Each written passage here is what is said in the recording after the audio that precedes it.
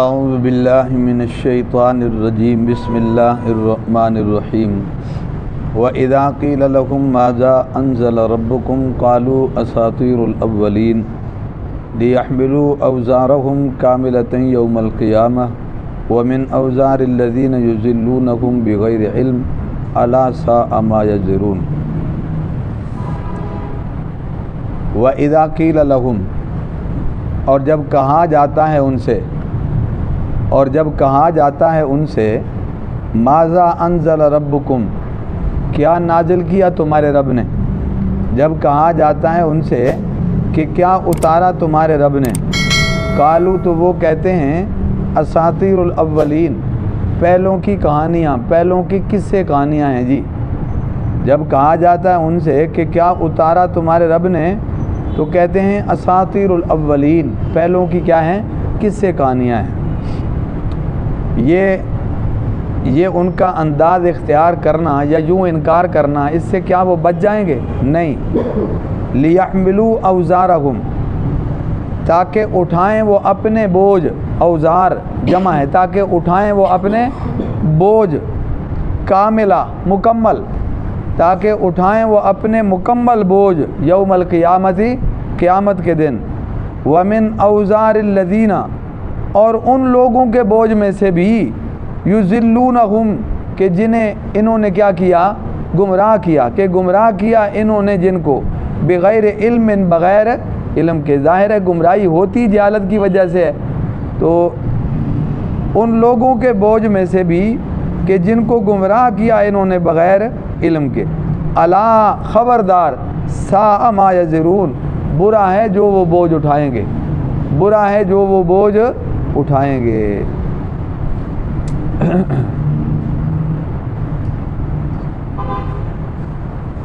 یہاں ان آیات مبارکہ میں یوں فرمایا گیا کہ اگر انہیں کہا جائے نا، پوچھا جائے کہ کیا اتارا تمہارے رب نے، یعنی پوچھنے کا مطلب ہے کہ سچ مجھ کوئی تحقیق کرنا چاہتا ہو کہ یار کوئی اللہ کی طرف سے کچھ اتر رہا ہے، ظاہر ہے جس دور میں وہی نازل ہو رہی ہے تو یہ سوال تو ہوتے ہوں گے، بھئی آج کوئی احکام آئے ہیں، آج کوئی نئی بات اللہ کی طرف سے نازل ہوئی ہے، تو یہ بات پوچھنے والا واقعتاً صحیح معنوں میں تحقیق کرنے والا بھی ہو سکتا ہے، اور یہ بات پوچھنے والا جو ہے وہ ایسے ہی مذاق کرنے والا بھی ہو سکتا ہے، تو دونوں اعتبار سے جب پوچھا جاتا ہے تو وہ آگے سے کیا جواب دیتے ہیں، یہ پہلوں کی کیا ہیں، قصے کہانیاں ہیں جی۔ تو اللہ فرماتے ہیں اصل میں یہ ان کا جرم ظاہر ہو رہا ہے، اور ظاہر ہے اللہ بھی چاہتے ہیں کہ جرم واضح ہو جائے، جو کچھ ان کے اندر ہے وہ سامنے آ جائے، تاکہ یہ کل قیامت کے دن جہاں اپنا بوجھ اٹھائیں گے اور وہ بھی مکمل بوجھ اٹھائیں گے اپنے جرم کا، تو جن کو انہوں نے گمراہ کیا ہوگا ان کا بھی بوجھ کیا ہے، اٹھائیں گے، تو یہ ڈبل ہوگا، اپنا بھی بوجھ اور دوسروں کا بھی کیا ہے، بوجھ اٹھائیں گے۔ تو فرمایا یہ کوئی آسان کام نہیں ہے، یہ بہت برا ہے جو وہ بوجھ اٹھائیں گے، کل قیامت کے دن اپنا بوجھ کوئی نہیں اٹھا سکے گا، جہاں دوسرے کے جرموں کا بوجھ بھی اٹھانا پڑے تو بڑا مشکل ہوگا۔ تو یہ ہے ان آیات مبارکہ کا مفہوم۔ یہاں پہلی بات یہ ذہن میں رکھ لیں کہ قرآن نے یہ نہیں بتایا کہ سوال کرنے والا کون ہے۔ یہاں آپ سوال پڑھ رہے ہیں کہ اس سوال کا اتنا مطلب طے ہے کہ یہ سوال کافروں سے ہو رہا ہے، کرنے والا کون ہے اس کا یہاں ذکر نہیں ہے کہ ایمان والا ہے یا کافر ہے یہ، اور آگے اس کے بعد والی آیتوں میں بھی آئے گا، وہاں پر سوال ایمان والوں سے کیا جائے گا، پھر وہ جواب دیں گے۔ سمجھ آ رہی بات جی؟ تو نہ یہاں یہ واضح ہے کہ سوال کرنے والا کون ہے، نہ وہاں یہ واضح ہے کہ سوال کرنے والا۔ بعد مفسرین نے کہا کہ سوال کرنے والا کافر ہے، مشرک ہے، اور بعضوں نے کہا کہ نہیں، مومن ہے، وہ واقعتاً سچ مچ میں پوچھنا چاہتا ہے کہ یار کوئی آج اللہ کی طرف سے کچھ نازل ہوا ہے۔ تو اور تیسرا جواب یہ ہے کہ ممکن ہے ایک سوال مومنوں کی طرف سے ہو اور ایک سوال کافر کی طرف سے ہو، تو بہرحال واضح کچھ نہیں۔ علماء نے بڑے خوبصورت بات لکھی ہے، بالخصوص مفتی شفیع صاحب رحمۃ اللہ علیہ نے، انہوں نے کہا اللہ نے جس کو مبہم رکھا ہے تم بھی اس کو مبہم رہنے دو، یعنی اللہ نے واضح نہیں کیا کہ سوال کرنے والا مومن ہے یا کافر ہے یا مشرک ہے، اللہ نے واضح نہیں کیا، تو تمہیں ڈھونڈنے کی کیا ضرورت ہے اور اس کی تعیین کرنے کی کیا ضرورت ہے؟ کیوں؟ اس لیے کہ اصل معاملہ جواب کا ہے، سوال کا نہیں ہے۔ جواب جو دے رہے ہیں اس کو سنیں، یعنی آپ جواب دینے والے پہ فوکس کریں، آپ سوال پہ فوکس نہ کریں کہ کون کرنے والا ہے، یہ فوکس کریں کہ کس سے ہو رہا ہے اور وہ جواب کیا دے رہا ہے۔ تو یہ ہے اصل چیز۔ تو سوال کرنے والا بعض دفعہ اجنبی بھی ہوتا ہے، سوال کرنے والا بعض دفعہ شرارتی بھی ہوتا ہے، سوال کرنے والا بعض دفعہ مخلص بھی ہوتا ہے۔ تو معاملہ تو جواب کا ہے، سوال کا نہیں ہے۔ تو جب یہ سوال کیا جاتا ہے ان سے کہ کیا نازل ہوا تمہارے رب کی طرف سے، تو وہ کہتے ہیں اساطیر الاولین، پہلوں کی کیا ہیں، قصے کہانیاں۔ اب دیکھو قرآن پاک میں واقعات پہلی قوموں کے بیان ہوئے ہیں، قصے پہلی قوموں کے بیان ہوئے ہیں، مگر وہ من گھڑت نہیں ہیں، مگر وہ جھوٹ پر مبنی نہیں ہے نعوذ باللہ، یا محض مبالغے پر مبنی نہیں ہے، بلکہ قرآن نے تاریخ کا کوئی حصہ اگر بیان کیا ہے تو وہ اتنا پرفیکٹ ہے کہ آج تک دنیا اس کو جھٹلا نہیں سکی۔ یہ قرآن پاک کی سچائی کی دلیل ہے، بلکہ نبی علیہ السلام کی تو یہ نبوت کی دلیل ہے۔ آپ سے تو پوچھا گیا کہ اصحاب کہف کون ہیں، آپ سے تو پوچھا گیا کہ ذوالقرنین کون ہے، آپ سے تو پوچھا گیا کہ یہ یاجوج ماجوج کون ہے، آپ سے جو سوال کیے گئے، تو اس سے پتہ چلا کہ آپ صلی اللہ علیہ وسلم سے تو پہلے حالات اور سوالات کیے گئے ہیں کہ اصحاب فیل کون ہیں جی، یوسف علیہ السلام کا قصہ کیا ہے۔ تو یہ آپ سے سوال کیے گئے یہ جانچ کرنے کے لیے کہ گویا آپ واقعتاً اللہ کے نبی ہیں یا نہیں ہیں، آپ پر وہی آتی ہے کہ نہیں آتی۔ تو اس میں جو بات اللہ نے قرآن میں نازل کی آپ صلی اللہ علیہ وسلم پر، ان سوالوں کے جواب میں، بھلے وہ اصحاب کہف کا قصہ ہو، ذوالقرنین کا تذکرہ ہو، یا وہ موسیٰ علیہ السلام کا، خضر علیہ السلام کا واقعہ ہو، یا یوسف علیہ السلام کا واقعہ ہو، اصحاب فیل کا ہو، جنہیں قرآن نے بیان کیا، سننے والے اسے جھٹلا نہیں سکے۔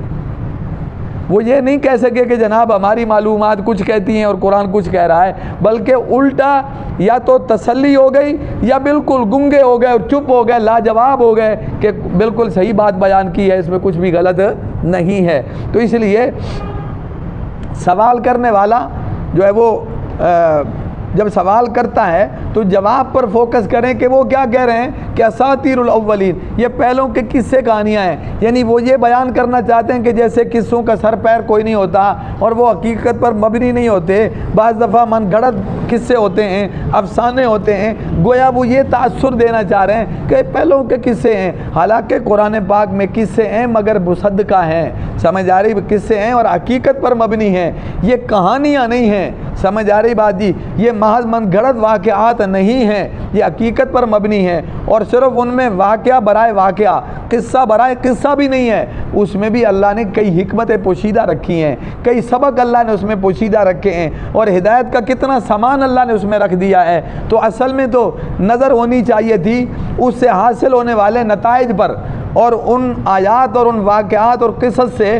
حاصل ہونے والے عبرتوں اور نصیحتوں پر، لیکن انہوں نے اس کو لوگوں کی نظر میں یہ قصہ کہانی بنا کے پیش کیا تاکہ لوگ بدظن ہو جائیں، بدگمان ہو جائیں اور ان کا ان پر اعتماد نہ بنے۔ تو ظاہر ہے یہ بات اللہ کے کلام کے بارے میں جو کہہ رہے ہیں تو اس کے کئی نتیجے نکلے کہ اس کا مطلب ہے یہ اللہ کے کلام کو کلام نہیں سمجھتے، یہ کتاب کو کتاب نہیں سمجھتے، وہ اسے سچا بھی نہیں سمجھتے، اس پہ ایمان بھی نہیں رکھتے۔ جب وہ اس کو نہیں مانتے تو نبی علیہ السلام کو بھی وہ اللہ کا نبی نہیں مانتے، اور پھر اس سے بڑھ کر یہ کہ وہ اس کا مذاق بھی اڑا رہے ہیں اللہ کی کتاب کا۔ اتنے سارے جرم ہو گئے اس ایک جواب سے، ان کا اندر کھل کے واضح آ گیا کہ وہ اپنے اندر کتنی دشمنی رکھتے ہیں اللہ کی کتاب سے، کتنی عداوت اور مخالفت رکھتے ہیں وہ اللہ کی کتاب سے۔ تو اس کے جواب اللہ فرما رہے ہیں کہ دیکھو یہ تو انہوں نے کہہ دیا نا، تو لیحملوا اوزارہم، اللہ بھی ان کو مہلت دے رہا ہے تاکہ ان کا جرم پوری طرح کیا ہو جائے، واضح ہو جائے، اور پھر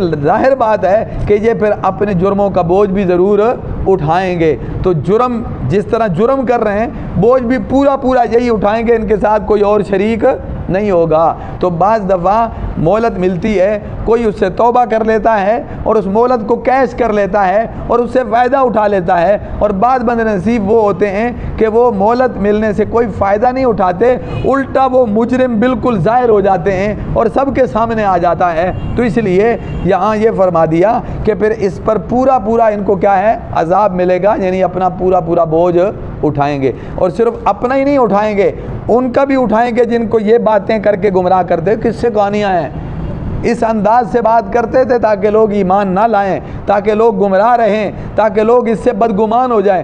دیکھو بعض دفعہ احترام کھرچ دیا جاتا ہے نا تو اس سے پھر سارے نقصان ہی نقصان ہوتے ہیں، فائدوں کا دروازہ بند ہو جاتا ہے جب احترام ختم ہو جائے۔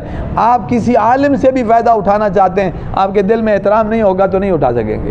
آپ کسی استاد سے فائدہ اٹھانا چاہتے ہیں، احترام نہیں ہوگا تو فائدہ نہیں ہوگا۔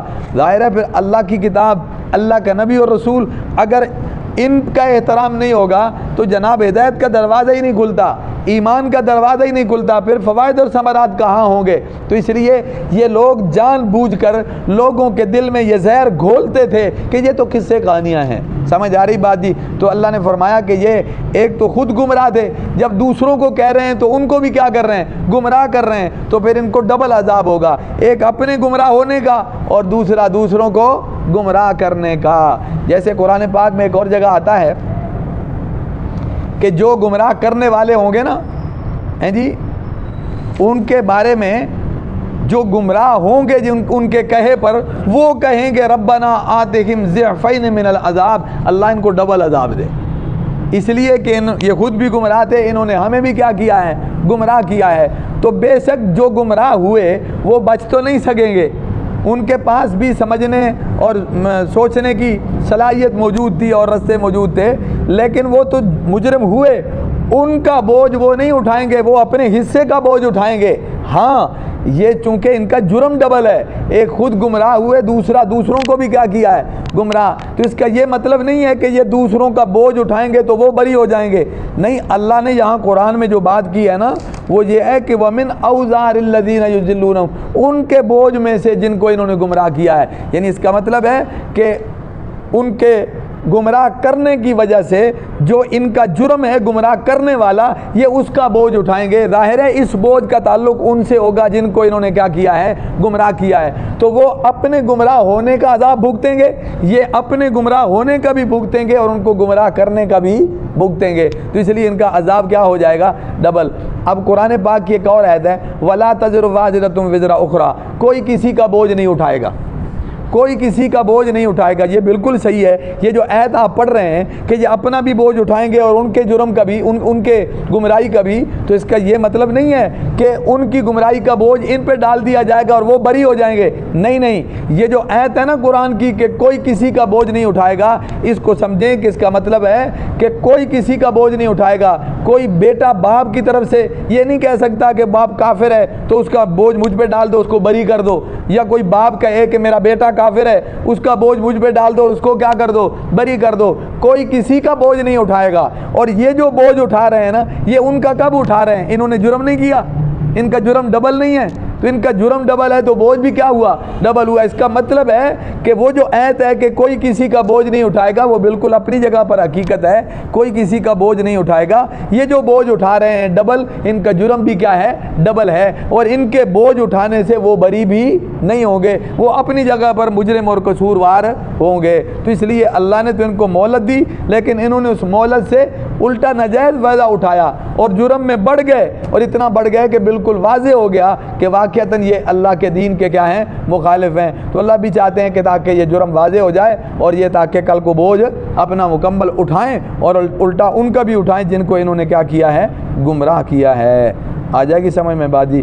الا ساء ما یزرون، یہ کہنا آسان ہے، اٹھانا بڑا مشکل ہے۔ دیکھو قرآن و حدیث میں، قرآن و سنت میں آخرت کو گھاٹی سے تعبیر کیا گیا ہے، گھاٹی سے۔ گھاٹی سمجھتے ہیں؟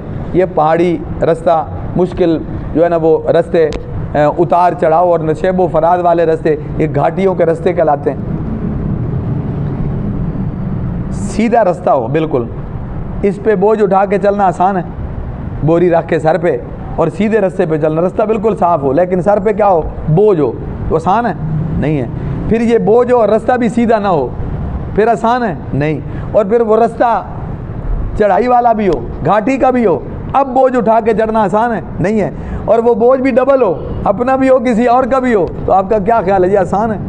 اسی سے آپ سمجھیں کہ گھاٹی سے تشبیہ دینے کا مطلب یہ ہے کہ یہ رستہ آسان نہیں ہے۔ تو یہ کہنا آسان ہے کہ جی آج کل بڑے پیر مل جائیں گے جو کہتے ہیں کہ جی انہاں دا بوجھ ساڈے ذمہ، ہم بخشوائیں گے، اب بھی لوگ کہتے ہیں، قرآن کہتا ہے لا سا ما ضرور، بڑا برا ہے جو بوجھ اٹھائیں گے نا، وہ آسان نہیں ہے. یہ تو اس دن پتہ چلے گا یہ بوجھ کیا چیز ہے. یہ بوجھ کو گٹھریاں تھوڑی ہیں، یہ کوئی توڑے اور بوریاں تھوڑی ہیں. یہ بوجھ تو کمر توڑ دینے والا ہے. سمجھ آ رہی بات جی؟ تو اللہ سے دعا ہے اللہ ہم سب کو دین پر استقامت نصیب فرمائے، اور اللہ جل جلالہ اگلی منزل بھی آسان فرمائے.